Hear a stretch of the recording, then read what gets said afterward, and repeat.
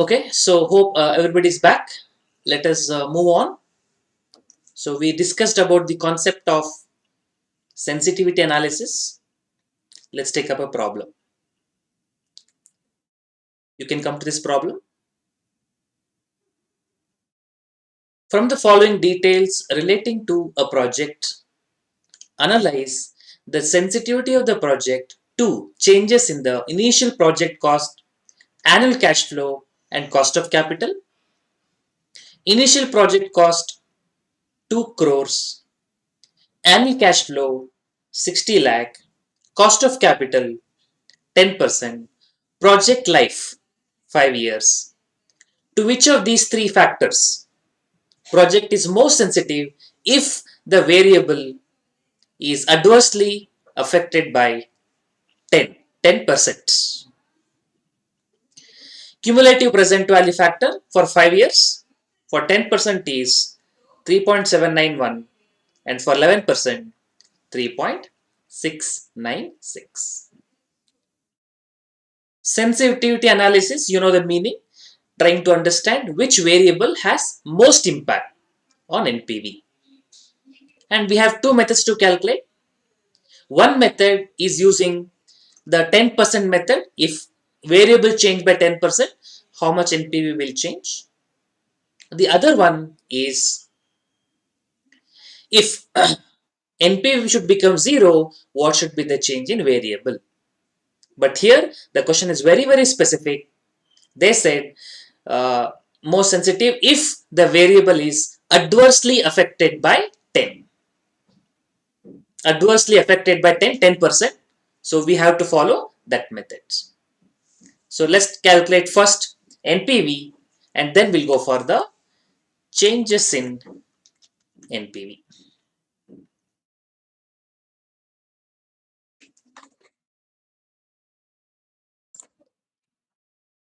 Let's calculate the basic NPV first. Format, you know, year, cash flow, discounting factor, discounted cash flow. Cash flow need not be computed. They only have given 60 lakh. And discounting factor also need not be calculated. They only have given 3.791. 60 lakh into 3.791, 2 crore 27 lakh 46,000 minus initial investment will give you NPV. Please note it down.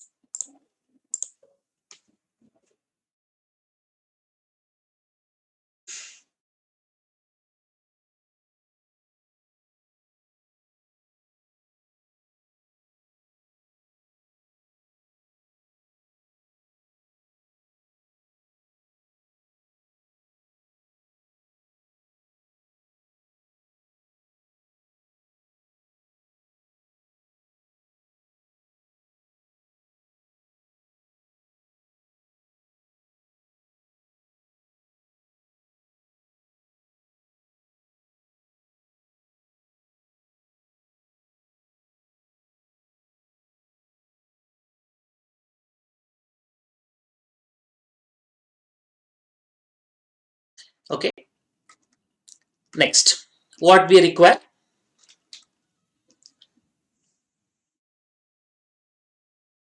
If it is changed by 10%, let's take up the first case, uh, cash flow.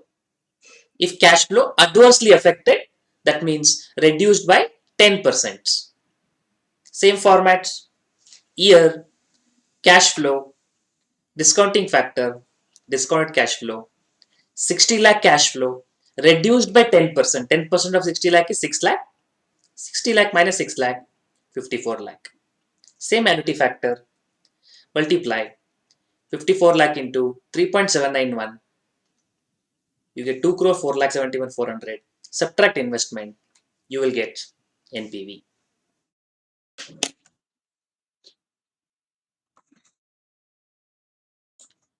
Note down this NPV calculation.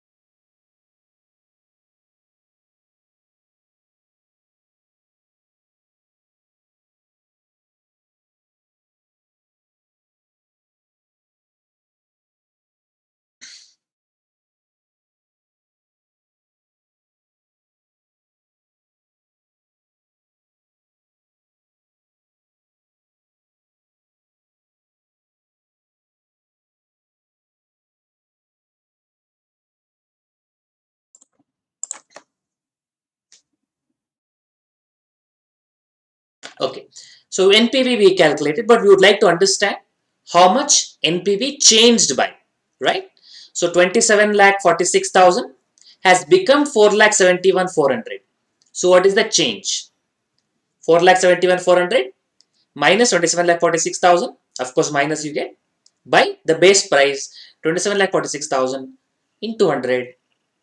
NPV affected minus, of course I'm not writing minus, I just want the change, you can write minus also, changed by, affected by 82.83%.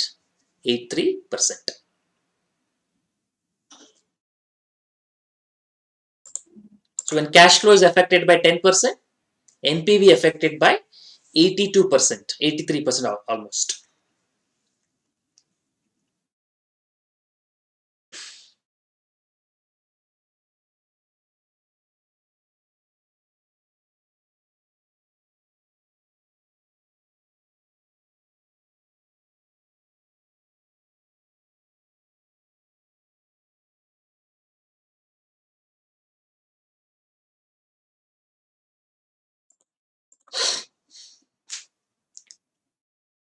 Okay. Similarly,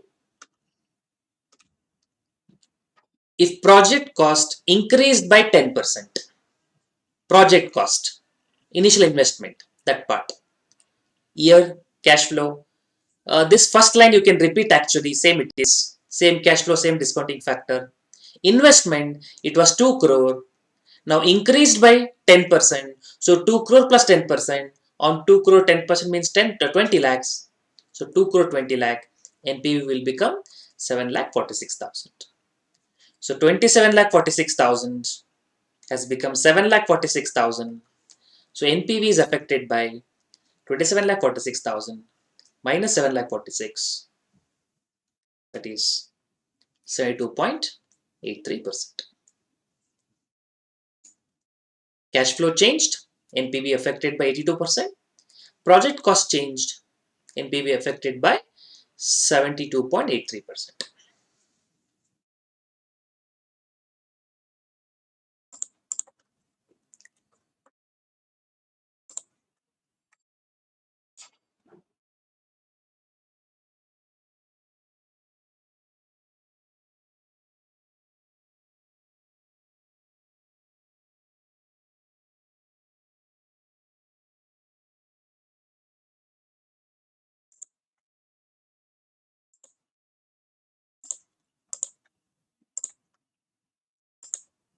Okay, next.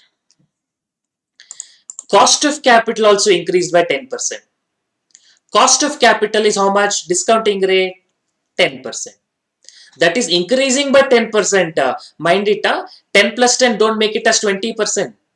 That 10 increased by 10%. So 10% on 10, that is basically increased by 1 percentage. So 10 plus 1, that is 11 percentage. So discounting rate 11%, be very careful. Year, cash flow same 60 lakh. Discounting factor is 11%, and as a hint, for 11% they have given the annuity factor. You don't have to search for it. They have given the problem itself. Subtract investment, you get NPV.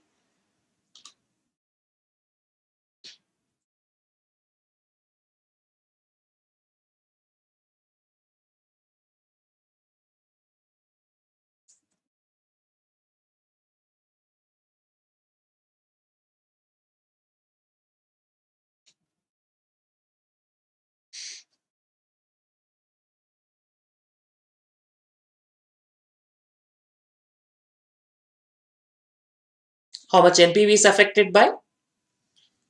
27 lakh 46 has become 21 lakh 76,000. So 21 lakh 76 minus 27 lakh 46 divided by 27 lakh 46 into 100, you get 20.76%. Each of this case it's negative only. I'm not writing it because we just know that NPV is affected. So let's write the magnitude plus minus, don't worry. And which is most affected, which when the NPV is most affected? NPV is most affected when cash flow reduced by 10%. Therefore, we say the cash flow part affected most. This NPV is affected most. So, this is sensitive. Most sensitive factor. Among the three, most sensitive factor.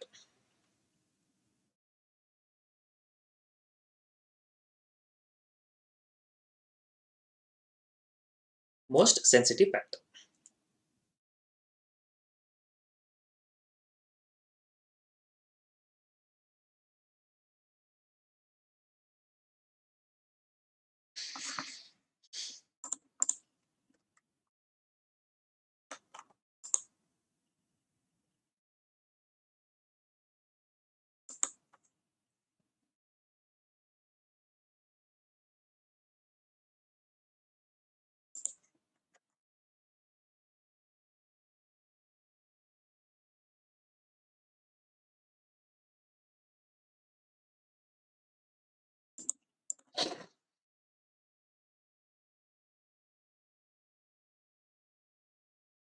So we could have followed the shortcut method, but the question in this problem is very specific. You have to follow the 10% method. So we have adopted. Otherwise, we could have used the easiest formula, NPV by the respective present value. We could have got the answer easily.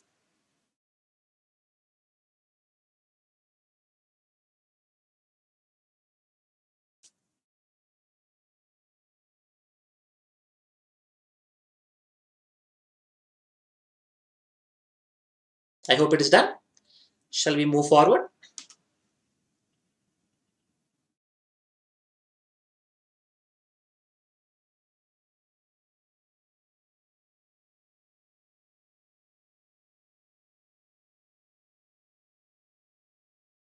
Okay. So I'll go to the next concept. This is the concept of inflation. Let me quickly tell you the concept of inflation, then I'll go further. Impact of inflation.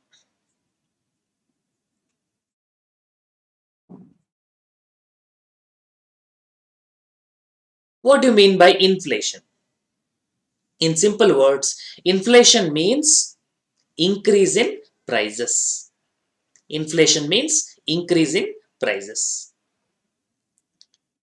So you have to understand the difference between nominal cash flow and real cash flow. Real cash flow is basically before inflation. Real cash flow, nominal cash flow. Now when I say real cash flow, it is without considering inflation. I will say before inflation. Nominal cash flow is after inflation.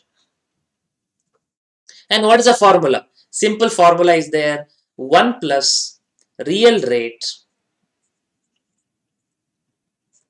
into 1 plus inflation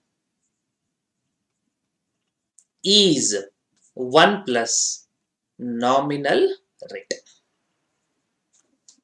Basic concept I'll quickly tell you. Suppose, your salary increased by 20%. Example purpose. Your salary increased by 20%. But your expense also will increase. Now suppose your expense increased by 12%. What is your savings then? 8%, correct? Mathematic approximately 20% salary increased. 12% inflation, increase in expenses. So you get 20 rupees, but you have to pay 12 rupees also, approximately. So what you effectively saved, or what is your effective salary growth, which you can enjoy the savings, additionally, your standard of living 8%. That is what is meaning of real rate. So in the context of capital budgeting, what is its significance? Very simple concept, very simple one. See, what about the cash flow? If cash flow is in real terms, what is real term?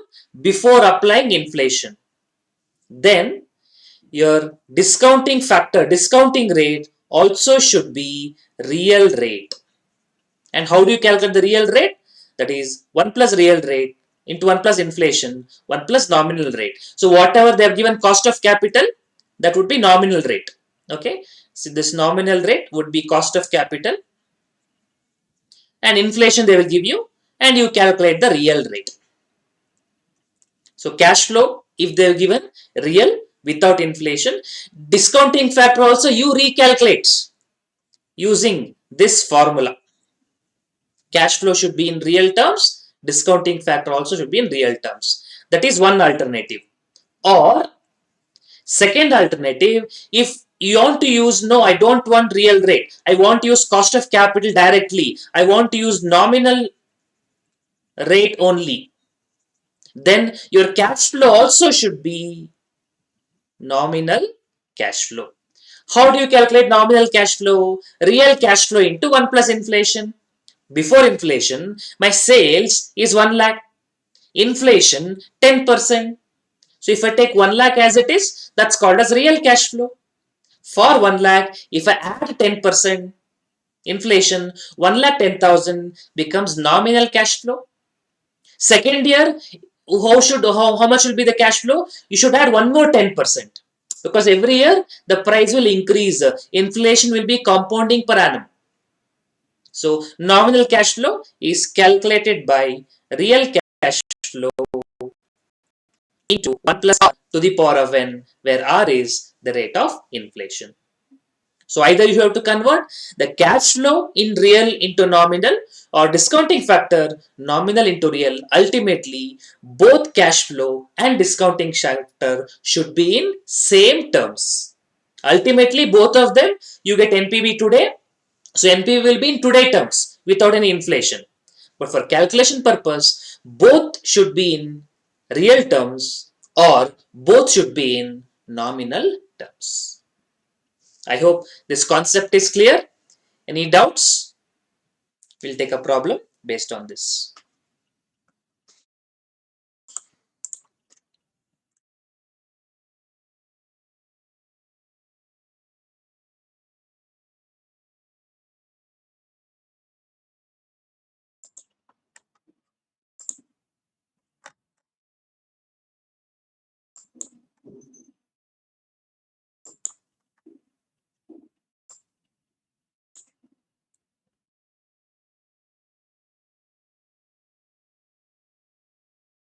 Okay, no doubt, I believe. So let's go forward.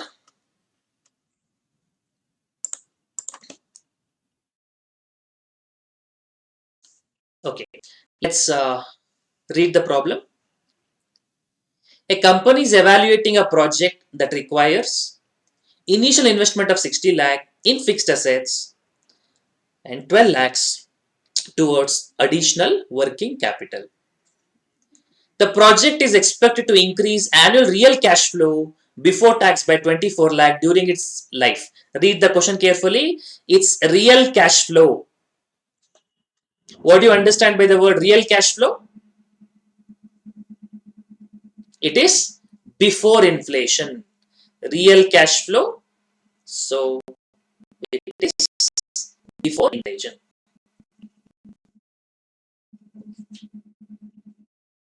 Before inflation.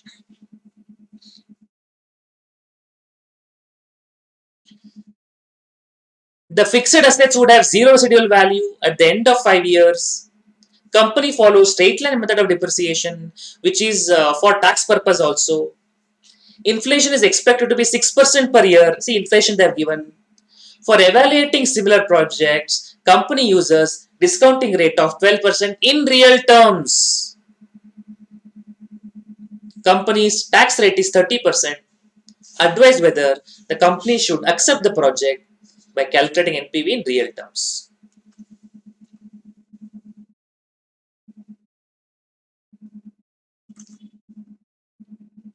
Okay, now can you tell me in this problem, should I convert the cash flow into, should I change the cash flow here or should I change the discounting rate here? Very interestingly, in this problem, I don't have to convert cash flow, I don't have to convert discounting rate because both are in real terms, right? Cash flow also in real terms, discounting rate also in real terms. Suppose discounting rate, they have not mentioned real term, they just mentioned cost of capital. That means nominal rate.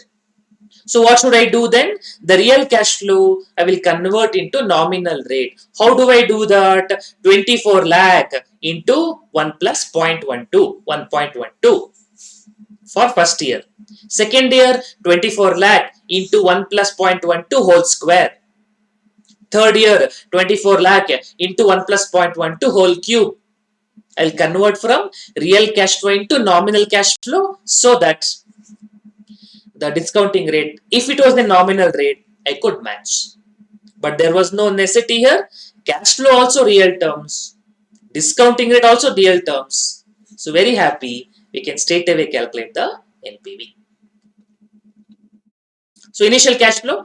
Okay, one important interesting point regarding working capital. Now working capital is also like an investment. What is working capital? We are going to learn as a separate chapter. Working capital is amount required for day-to-day operations. So when you start, you always need to keep the money with you. You cannot spend it. It has to be with you at any time. That is like amount blocked. So we take it as investment. But once the project is over, the amount blocked will become free. It will get released. That is available for other purposes now. Therefore, working capital initially come as outflow, investment, and it will also come in terminal cash flow as recovery of working capital. That is why you have to understand initial cash flow, interim cash flow, terminal cash flow. Initial cash flow, machinery, in this case fixed assets, is cost. You invest. And what is terminal cash flow? The salvage value. Initial cash flow is cost of the asset. So terminal cash flow is salvage value, what comes in. Working capital, initial cash flow is working capital and terminal cash flow also same amount of working capital. They will not specify this in the problem. For the machinery, you will have salvage value. For working capital, no concept of salvage value. Same amount will come. Same amount. So initially, it comes as outflow. In terminal cash flow, it comes as same amount, recovery of working capital, release of working capital, same amount will be inflow. One thing you may ask, outflow, inflow, don't you think they'll set off each other? No. Why? Outflow will happen today, but inflow will happen at the end of the useful life. So we'll have to apply time value of money, discounting factor. So the amount will not be equal, so you can't ignore it. Let's solve it now. Initial cash flow, fixed asset 60 lakh. Terminally, its salvage value will come. Working capital 12 lakh. Terminally, 12 lakh will come fully. So write down initial cash flow, then I'll go for interim cash flow.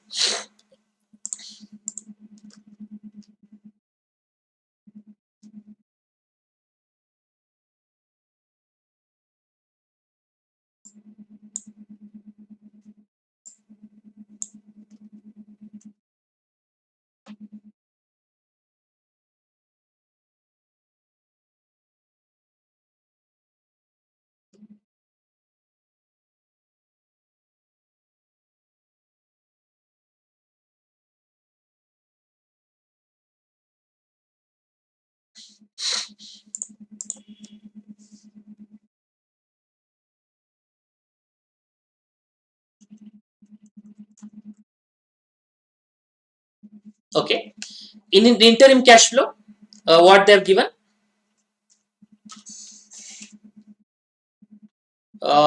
real cash flow before tax. Before tax, they have given. We need after tax. They have given tax rate also. So what do I do? I can do into 1 minus t, or this is before depreciation. Okay. Because this is cash flow. When I say cash flow, depreciation would not have been considered. Let me show the calculation. They have given before depreciation, before tax, 24 lakh. Subtract depreciation. How do you calculate depreciation? Straight line method, cost minus scrap value divided by useful life.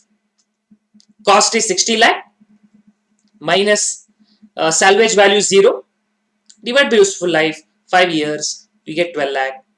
So profit before tax 24 minus 12, 12 lakh, tax rate 30%.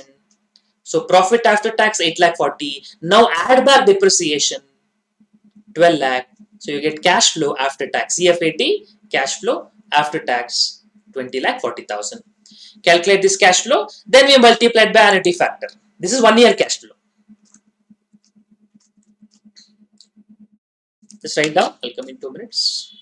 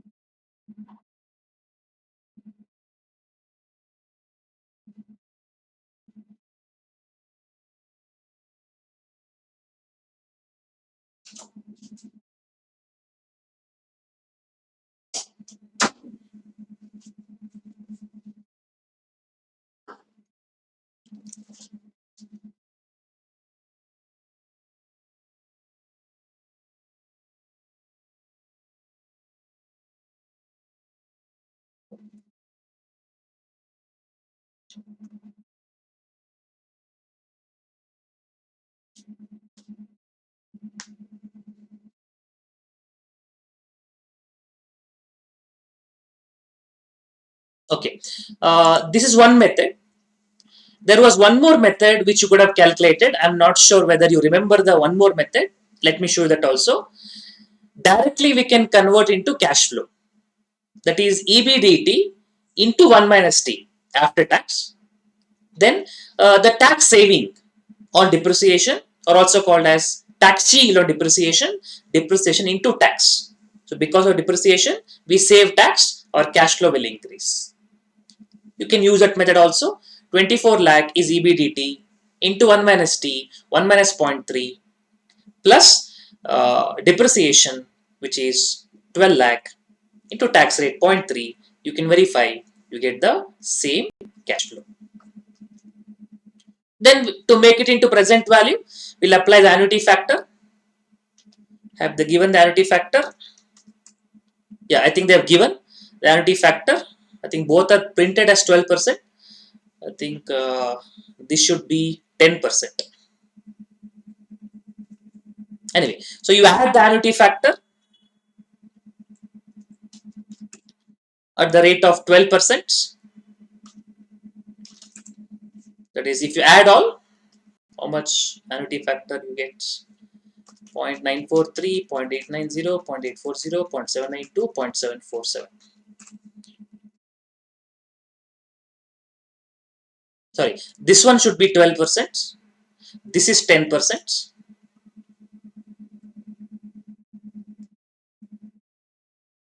Yeah. So add the first column actually.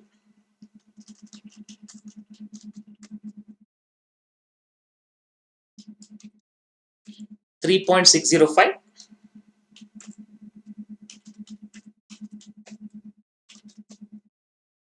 You get the present value.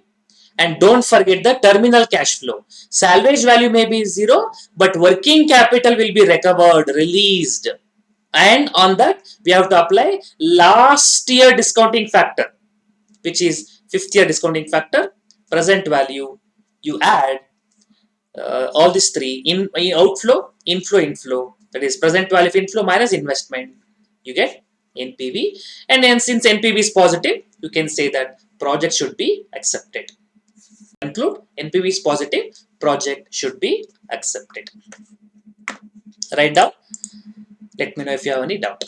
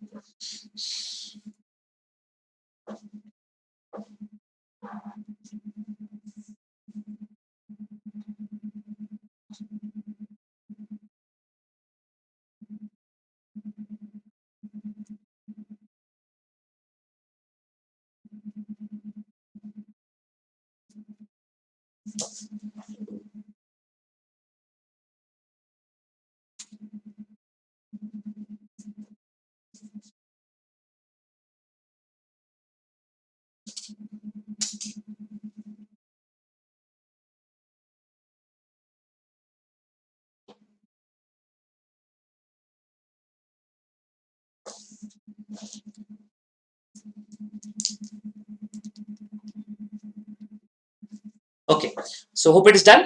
Any doubts, or shall we move further, because this is the end of this chapter.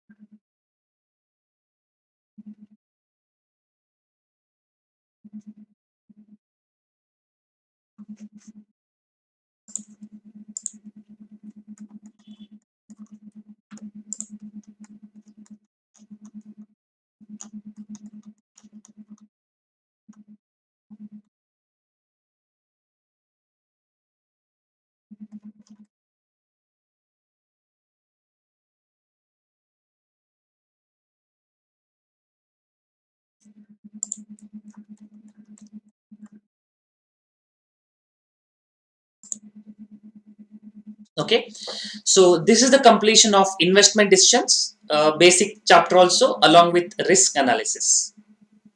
Hope you are comfortable till here. Uh, Let us move forward to the next chapter.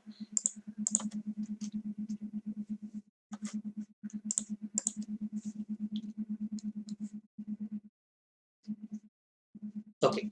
So next chapter we have dividend decisions. Dividend decisions.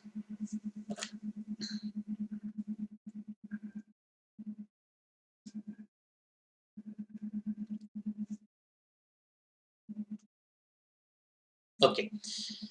What do you mean by dividend in simple words? Don't go for company law definition. You know what company law says? Dividend includes interim dividends. Dividend means distribution of profits. Now, is it good for the company or bad for the company? The honest answer is it is subjective in nature. Why is that? Let me give a practical example. Infosys. I'm getting one last question. The last part I did not understand. Last part I'm not able to get. What is the last part? CFAT. You could not get CFAT calculation.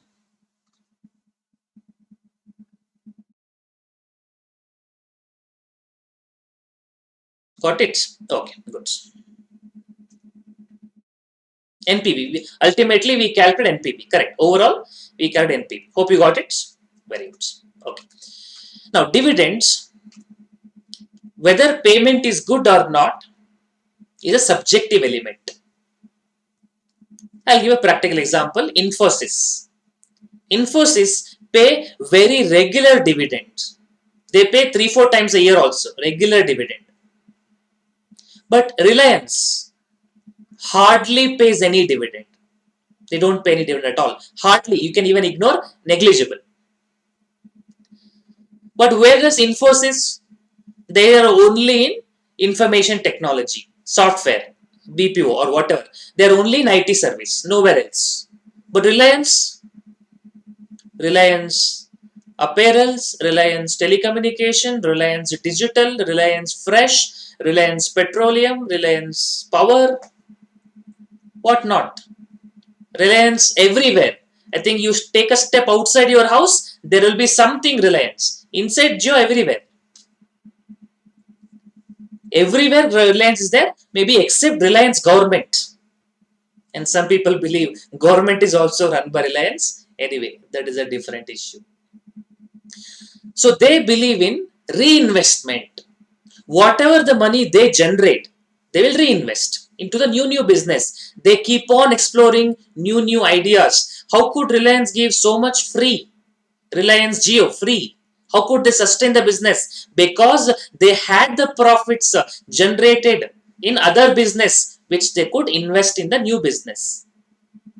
If they pay the amount of the profit as a dividend to shareholder, the money will not be available. Whereas Infosys, that is why they are not explored anywhere.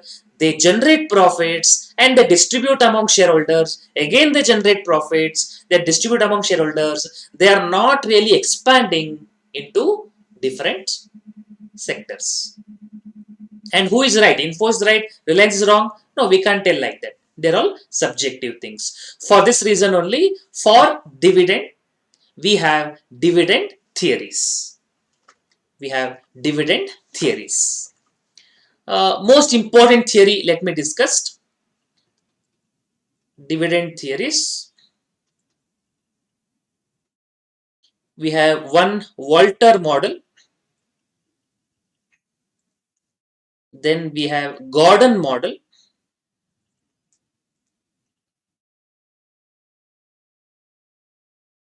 And one we have M&M, Modigliani and Miller. Don't think Modigliani, Modigliani. This person was there in our capital structure theory also. So what does Walter model will tell you? Walter model, he gives the formula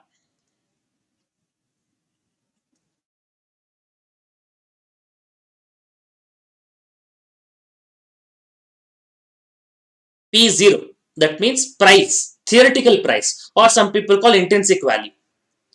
This P0 means theoretical price because it's not the actual price. According to him, what should be the price value?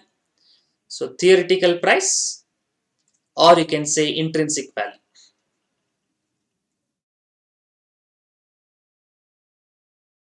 Walter model says P0 equals two parts. He divides the distribution into two parts. One is what is paid out, dividend per share, plus retained earnings, that is EPS minus DPS. Now, what is paid out will not grow, but what is not paid out will grow, retained earnings will grow. He multiplied by RA divided by RC, whole divided by RC. You understand what is DPS, dividend per share. You understand what is EPS, earnings per share. What is RA? RA stands for return on assets. And RC stands for return on capital. So, what is the basic difference? You see, in a business, they generate money, they raise finance from equity, from debt, and they invest in the business. So, what you expect from your business, what you generate from your business, that is called as return on assets. What is return? Generated by the company, or what return the company was supposed to generate from their business. That is return on assets, what they are able to generate. Return on capital is what is expected by shareholders.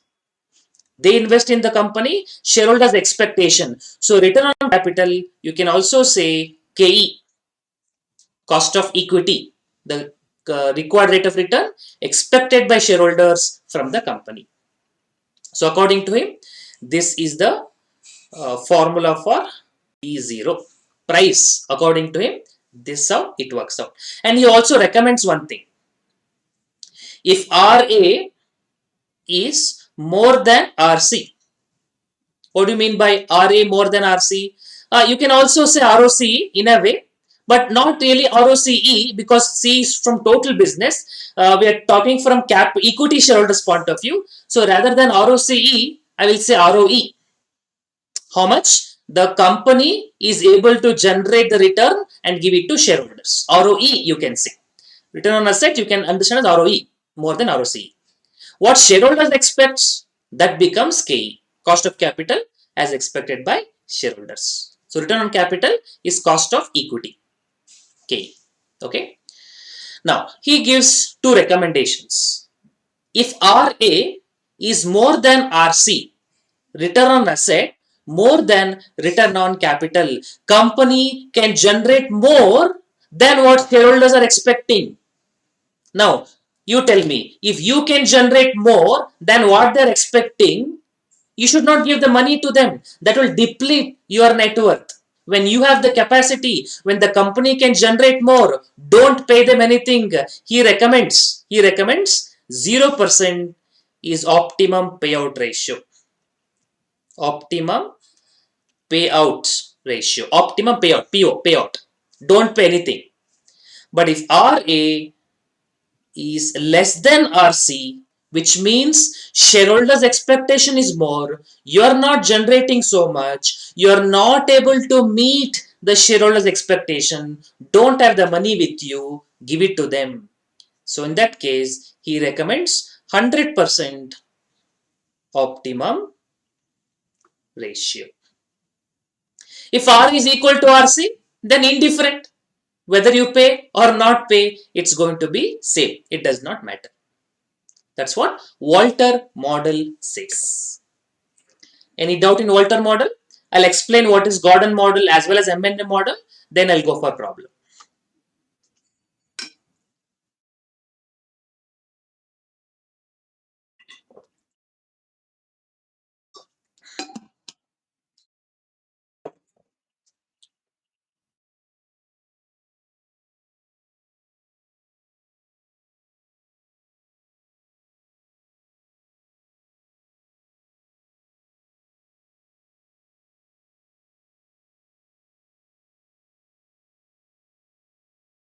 Okay, no questions on Walton model.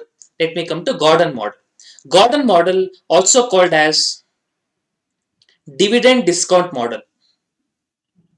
Dividend discount model. That formula P0 is given by, according to Gordon model, P0 is given by D1 by KE minus G. You can say D1. D1 means understand dividend at the end of the year, expected dividend. Or if they're given D0, then I'll do 1 plus G. When I do D0 into 1 plus G, I get D1 only. KE, cost of equity. G stands for growth rate, and growth rate is calculated by B into R. B reflects retention ratio and R represents return on investment or return on asset. The same thing what we discussed here, RA. Same thing it is, R is what they mentioned here. Okay. Before we go to the growth rate aspect, let me tell you the logic behind the formula.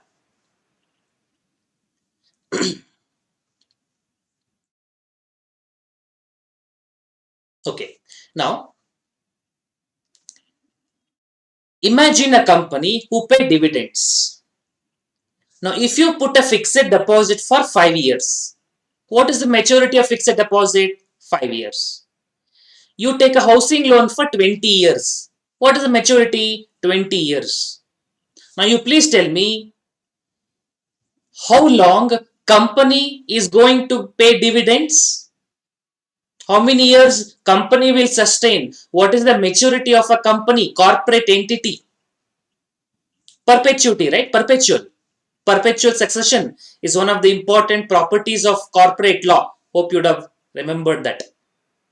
Separate legal entity, perpetuity, features of company. So when company pay dividend, they will pay continuously forever. I mean, that is our assumption under Gordon model. Dividend of year 1, dividend of year 2, dividend of year 3, forever. And forever, infinite cash flow. I have discounted, simplified mathematically, I got the answer like this. So some people ask me this question. Sir, you're using D1, that means you're using only first year dividend. Why not you're using second year dividend? Why not you're using third year dividend? The explanation for that question is, this is not first year dividend. This formula has first year dividend. Effectively, this contains dividend for infinite years, perpetual succession, perpetuity. The formula, when you simplify it, looks like D1 is there, but inbuilt, it considers dividend forever. Mathematical, we have geometric progression using limits concept, geometric series up to infinity, a by 1 minus r, formulas and all are there. I'm not going behind it. But let me tell you a quick logic behind the denominator part for you to remember easily. Now you understand cost of equity is a discounting factor. We bring the cost of equity down. What is a growth factor? Growth is compounding. Are you understanding the concept? Cost of equity, discounting, it brings down. Growth, compounding, it goes forward. So one factor is pulling back, other factor going up. Suppose, let's say, cost of equity is 10% and the growth is 8%. Now, can you tell me what is happening here? 10% I am discounting, 8% I'm compounding, 10% I'm coming back, 8% I'm going forward. Effectively, what is happening? Can you tell me? Simple concept. 10% I'm coming back, 8% I'm going forward, minus 10 I'm coming back 10%, going forward 8%. So how much is my discounting rate? Net discounting rate. Logically, are you getting the point? 2%, right? I'm coming back 10%, I'm discounting 10%, compounding 8%, effective discounting 2%. That's what K minus G, logical interpretation. And formula for perpetuity, A by R, denominator is that A by R. Anyway, so don't worry about this 2 minutes logic. If you understand, great. If not, also great. Remember the formula, D1 by K minus G. D1 is dividend expected at the end of the year, and D1 calculation is D0 into 1 plus G. And G stands for growth rate, and growth rate, if they have not given the problem, we have to calculate B into R. R stands for return on assets. That is what company generated. You can say ROE also.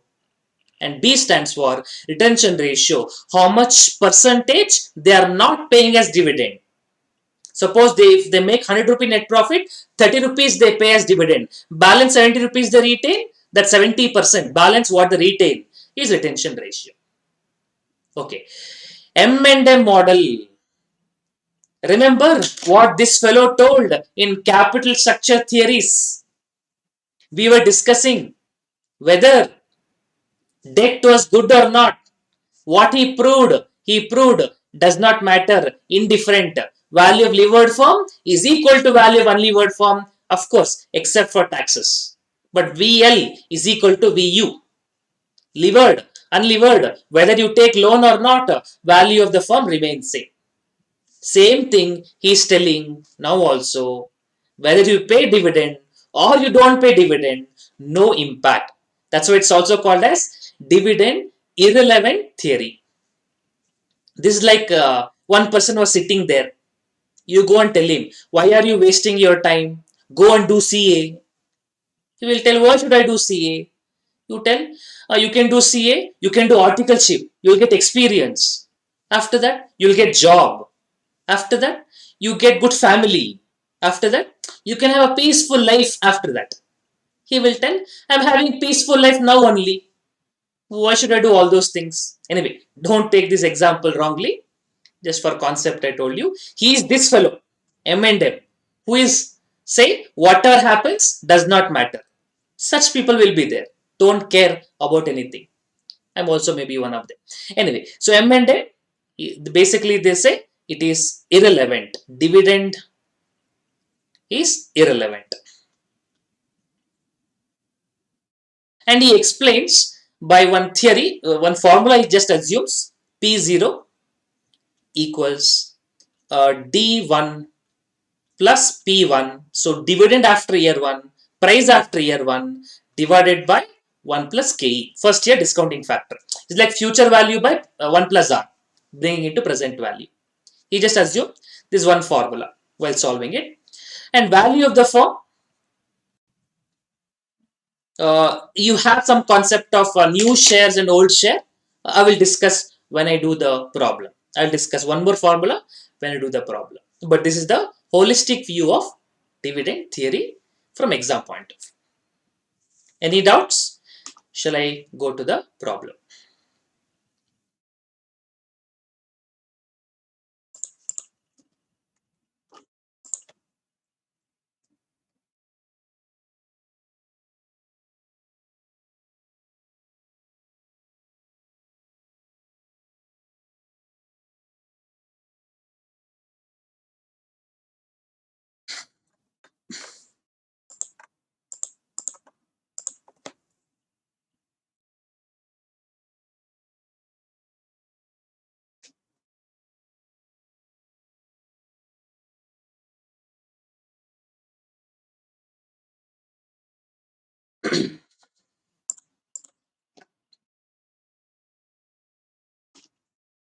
Okay, I believe no questions are coming.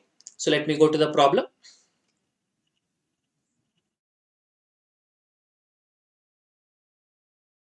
So come to the problem.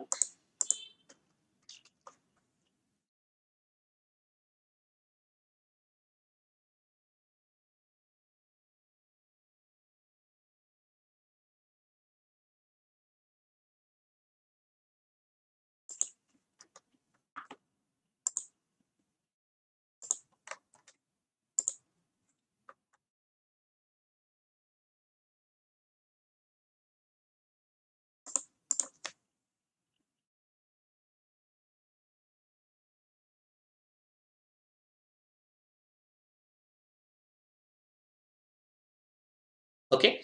The following figures are extracted from the annual report of RJ Limited: net profit, outstanding preference shares, number of equity shares, return on investment, cost of capital.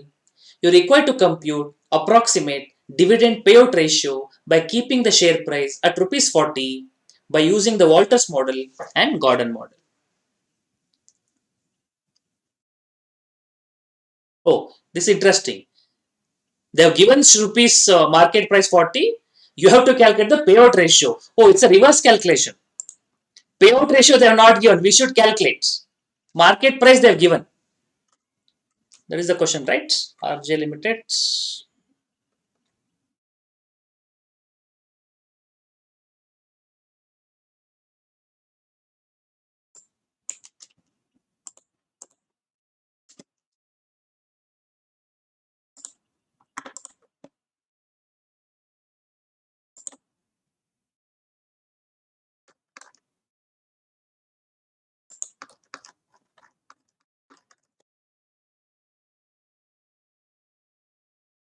Okay.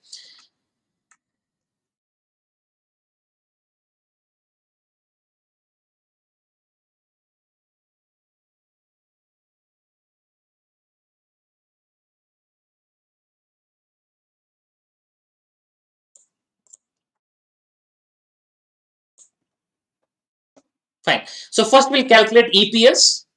Net profit will subtract preference share dividend. We get earnings available to equity shareholders. We'll divide by number of equity shares. We get EPS. Let's do that first. Let's first calculate EPS.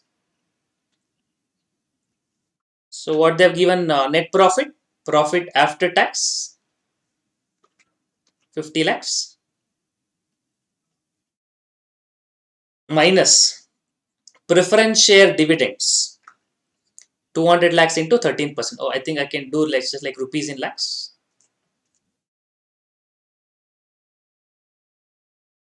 50 preference share dividend, 200 into 13%,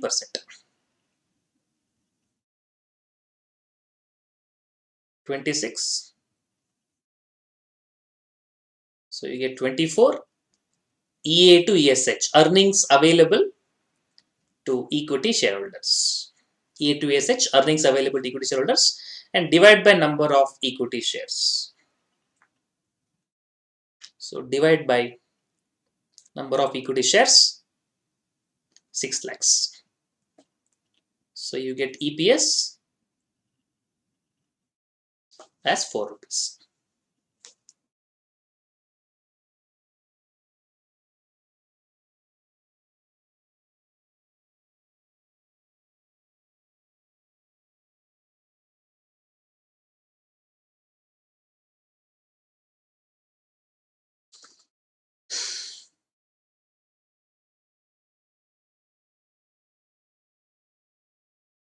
Okay, let's write the Walters formula first.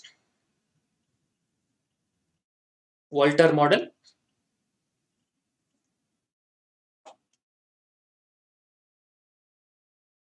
P0 equals DPS, dividend per share, plus EPS minus DPS divided by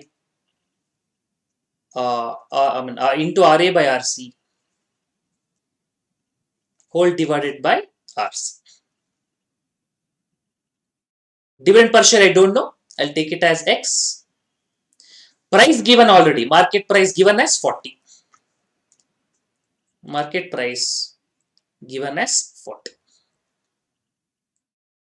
EPS we just calculated 4 rupees minus DPS, that is X, into RA, return on asset. They have given return on investment 25%. So 0.25 divided by RC, return on cost of capital, RC 15%, 0.15 whole divided by RC, which is 0.15. Let's simplify. Cross multiply 40 into 0.15, that is 6. Here also will cross multiply x into 0.15, 0.15x plus 4 into 0.25, 1 x into 0.25, 0.25x divided by 0.15. 0.15 into 6, 0.90 equals minus 0.25 plus 0.15. So 1 minus 0.10x, 0.1. So 0.1 comes left side. I'll make it as plus 0.1x. And 0.9 goes to right side, becomes minus 0.9. X equal to 0.9 by 0.1 by 0.1. I think you get 1. Please check if the numbers are fine.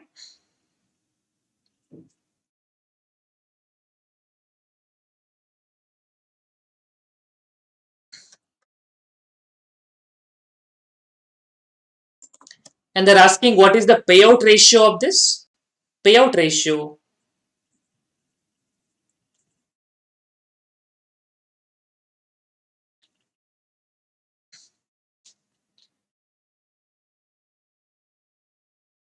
how much, the formula is DPS by EPS. How much of your earnings is paid out? EPS 4 rupees, you're paying 1 rupee. So you can express in percentage multiplied by 100, 0.25 or 25%. So payout ratio is 25%.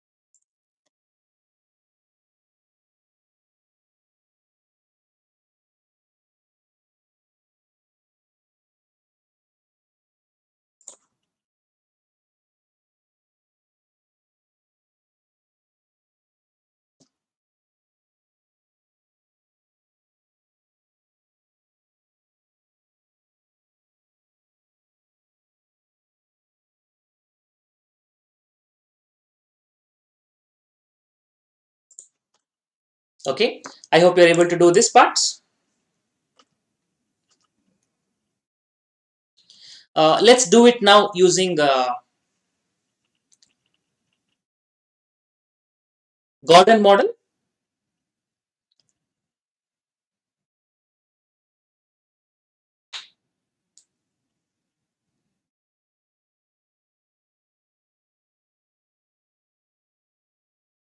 Hope you are done.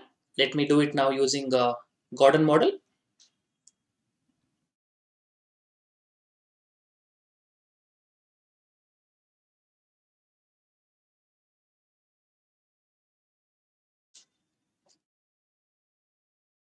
Formula let me write down first.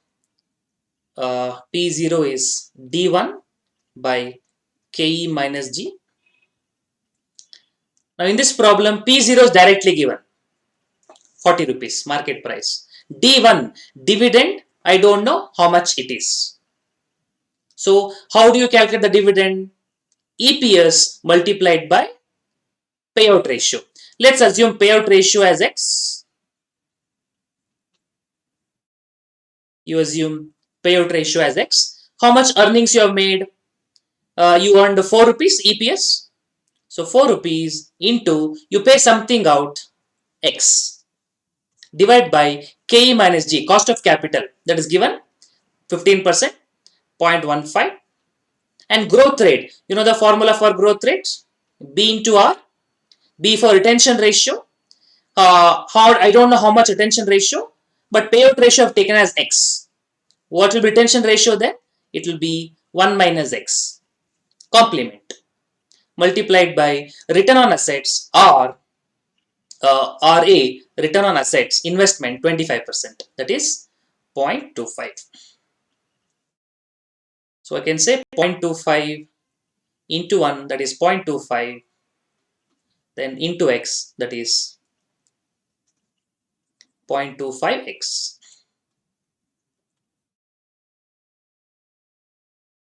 0.25X. So I'll substitute here within brackets 0.25 minus 0.25X. Let me simplify. I think 4 I can cancel. I can make it as 10. 4 ones are 4 tens are. So 10 equals X divided by 0.15 minus, if you take the bracket out, minus 0.25. Minus minus becomes plus 0.25X.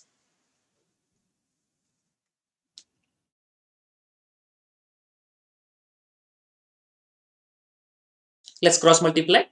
10 into 0.15, that is 1.5 minus 10 into 0.25, 2.5, 10 into 0.25, 2.5x equal to x. X I'll take it to left side. So 2.5x minus x. This 1.5, 2.5 take it right side. So minus 2.5 becomes plus 2.5, plus 1.5 becomes minus 1.5. So this is 1.5x. This is 1. So x is 1 by 1.5. Of course, you can express in percentage multiplied by 100. 0.66 or 0.67 if you round it off. 67%. Please check if my calculations are correct. If any changes are there, let me know.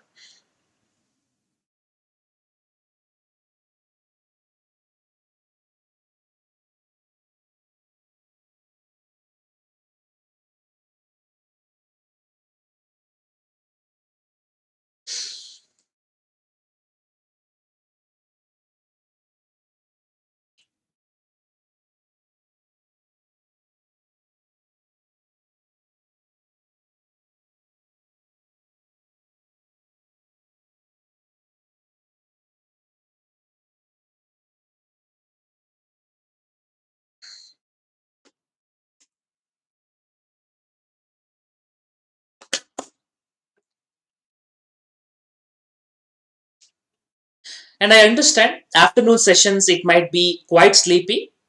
I don't blame you, but try to make sure that you focus as much as possible. Just for your information, you know, this 2 o'clock to 5 o'clock is always ideal for sleeping, perfect sleep, sound sleep. Sound also comes in sleep. Whether 2 a.m. to 5 a.m. or 2 p.m. to 5 p.m. is the ideal time for sleeping. But let me also tell you, your exam time is also 2 to 5. I'm not sure if they have changed it. And that's why you know what is the tagline of Institute ICI? Ya Esha Supteshu Jagrati. You have to be awake while others are sleeping. And you have to write the exams. You have to listen to these boring lectures, tortures, whatever you call it. And I know entire world is celebrating Diwali, Deepavali, and you are struggling for exams, attending these classes morning to evening, where outside there's a lot of sound and you are not able to focus. You are complaining everything, but you have to be ready for that also. And I always say, if you want something different, you should do something different. If you want to shine like a sun, you have to burn like a sun. So whether you're writing the exam in May or November, May is a summer season, sounds will be there outside. November, December is a festival season where the whole world is in holiday mode. But CA students, there is no choice. I know what you might be thinking. Instead of telling this uh, extra gap, finish the class early. Okay, let me go to the next problem.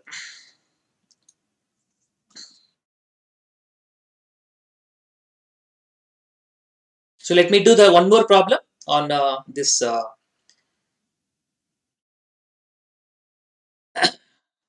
M&M model, and then we can think of small break. Where there is a will, there is a way. For every November, there is May. Yeah, we can tell many more things. CA stands for come again. For CA students, 143. For regular students, 143 means you know. And for CA students, 143 means is it Companies Act 143 audit report or Income Tax Act 143 notice? Or for regular people, CCD means Cafe Coffee Day, but for CA students, CCD means Section 80 CCD. Have a chocolate, sleep will go. That I am not sure. I do have recommended lot of people. I have known. Many people have tried many things. Some people have chocolate. Some people have biscuits. Some people have fruits.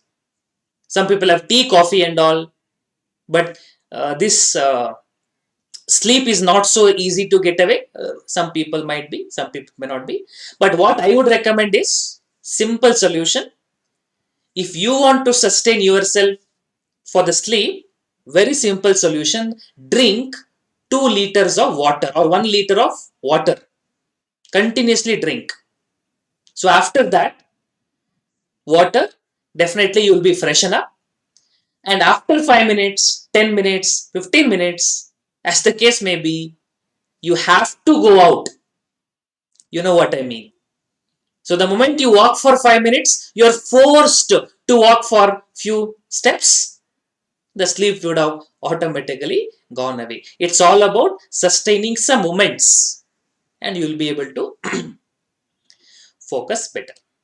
Okay, so let me go further to M&M model, Modigliani-Miller approach. So come to the next problem.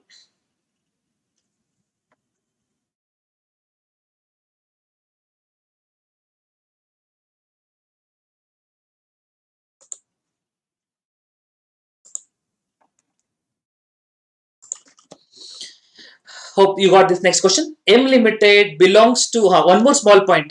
When I say have water, have only water. Don't mix something else. You mix something else, don't do it. All the discussions are subject to conceptual risk.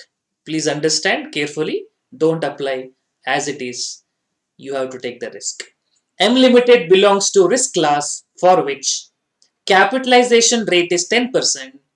It has 25,000 outstanding shares and the current market price is rupees 100. It expects net profit of 2,50,000 for the year and the board is considering dividend of 5 per share. M Limited requires to raise 5 lakh for approved investment expenditure. Show how does MM approach affect the value of M Limited if dividends are paid or not paid. So this is one typical problem comes. If it comes, let's solve it. M&M approach. What he tells basic concept is this. If you pay dividend, your cash flow will reduce. But you need money for investment purpose, for growth purpose, future purpose. You pay dividend. Where you go for the shortage of money, you issue shares and get money. If you don't pay dividend, that shortage will not be there. So what he tells, if you pay dividend, money will go out, but money will come back also because you have to fill the shortage by issuing the shares for the purpose of investment. How does he do it? We are going to see it now. So let me write the basic data. Cost of equity 10%. Number of shares today 25,000 given. P0 today market price 100. D1 5 rupees. Dividend how much 5 rupee per share expected 25,000 into 5 1,25,000. Net income at the end of the year 2,50,000. Investment opportunity 5 lakh. Then I will do it in the two columns, dividend paid, dividend not paid. And at the end, we'll prove that value of the firm will remain same. Before that, you write down till here, then I'll show you the calculations.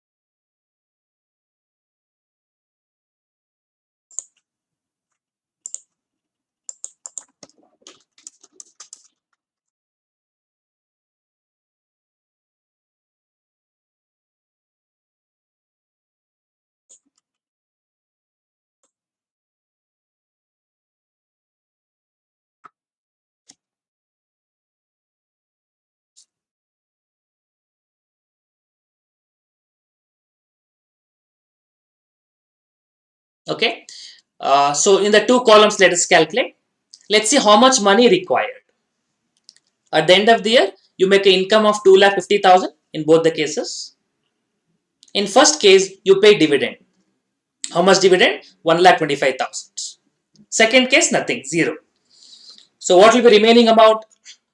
Retained earnings, 1,25,000 and 2,50,000.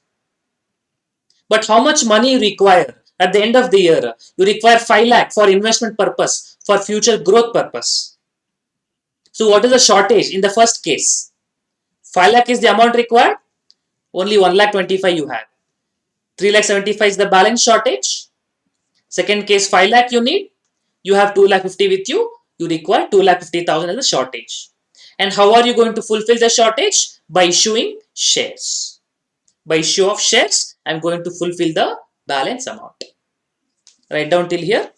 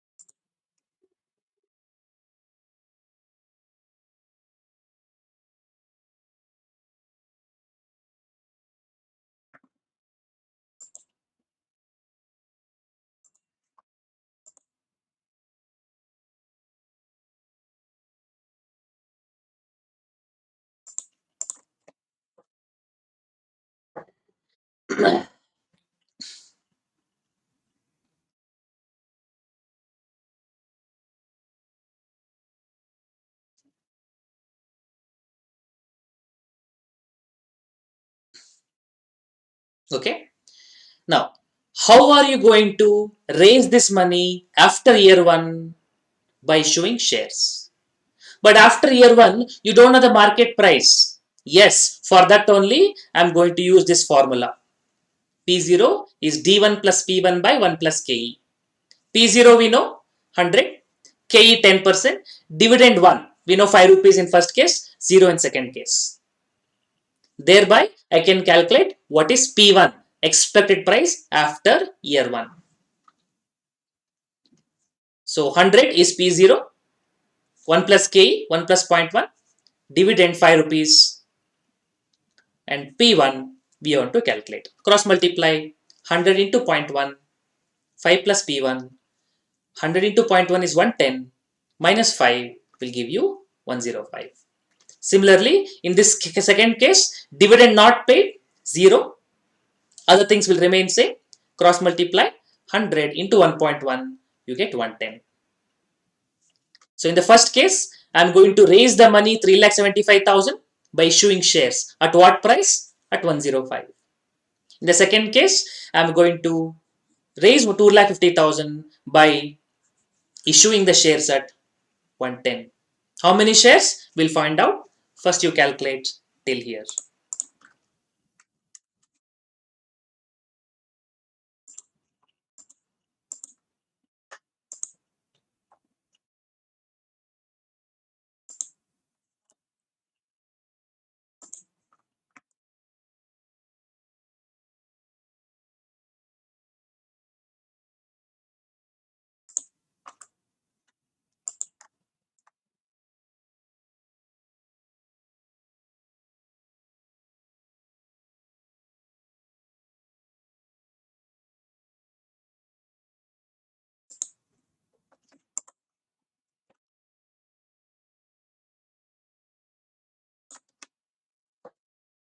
Okay.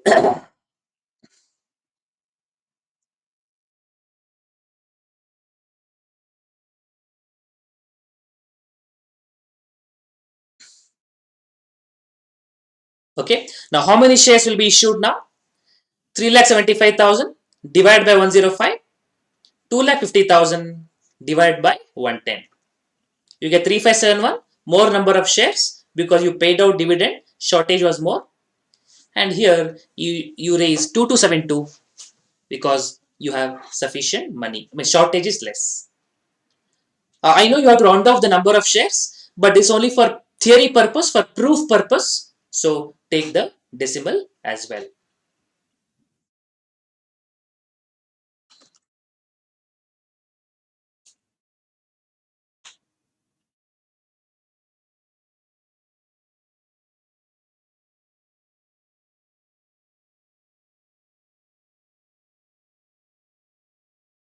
Okay. Next, value of the firm. Okay. This is the formula he uses. Let me explain the logic. Value of the firm. He calculates value of the firm after 1 year and divide by 1 plus KE, discounting factor. What is the value of the firm after 1 year? New share plus old share. Because you have issued the new shares, right? So new shares plus old shares into P1, into the market value P1, plus income minus investments. Income we generated, investment we made. What is the logic behind plus income minus investment? Let me tell you. That means 2,50,000 income we have and 5 lakh investment we are making. So 2,50,000 is a shortage I am going to fulfill definitely by issuing the new shares. That is like additional capital. You understand? You would have done in a single entry system in your accounts. If I want to calculate opening capital, what should I do? From the closing capital, I will subtract additional capital made because closing capital includes additional capital introduced during the year, which should be subtracted, right? Same logic. This plus income minus investment, this shortage is fulfilled by raising money like a additional capital to be removed so that at the beginning of the value when I calculate, this component of additional capital will not be there. So new share plus old share into P1 plus income minus investment divided by 1 plus KE. He will apply for both the cases. New shares 3571, existing shares, old shares 25,000 into P0 105 divided by 1 plus KE 1.1.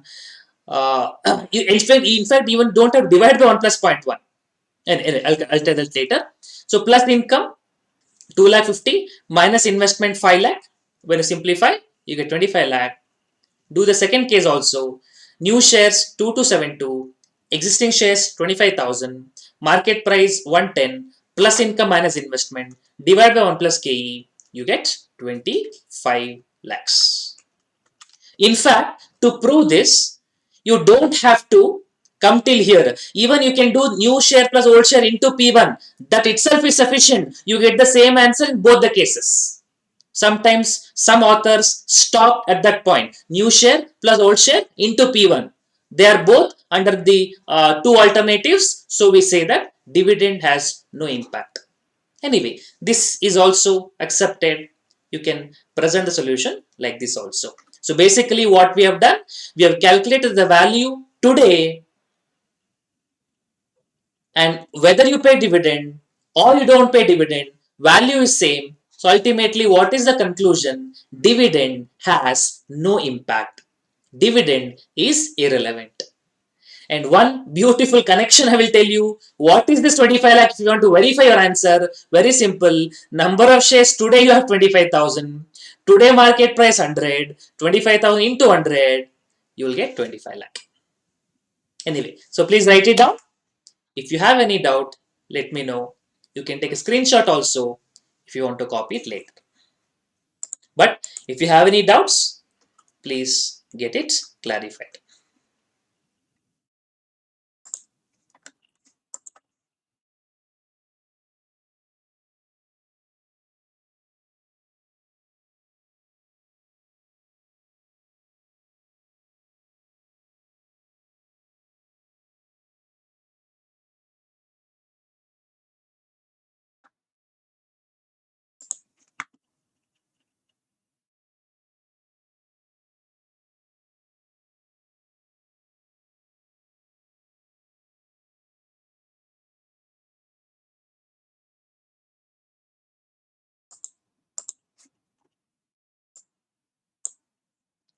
If you round off the fraction shares, then answer will not be exactly same. It will be approximately equal.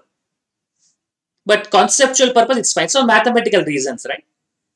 So if you round off the shares, it will not be exactly 25 lakh. Approximately it will be. But that is fine.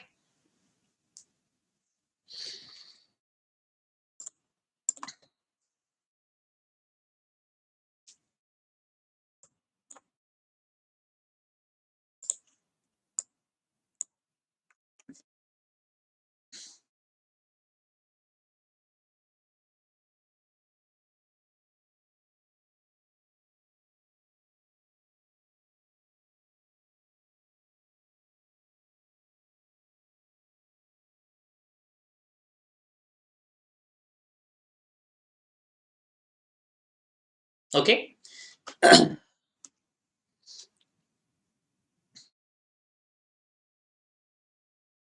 Is it done?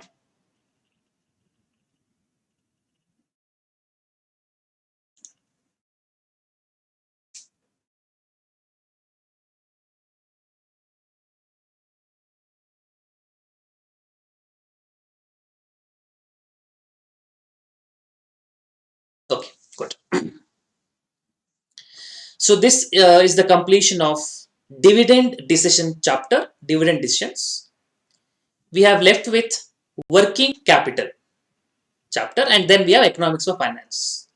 So what do I do? We will take a small break. After that, we will do working capital, and let us complete the working capital chapter today. So I might have to extend the class today by a few minutes so that we can complete the working capital chapter today. And tomorrow we can focus on economics of finance. And if it gets over early, we can leave early tomorrow. We can think, we can plan depending on our situation. So today I'll extend the class a little bit so that the finance management part gets completed. Tomorrow, if things gets over, we can think of leaving early also. Okay. So we'll take a break now. 3:40. Take a break of 15 minutes. Let's meet at 3:55. Take a break of 15 minutes. 1 5.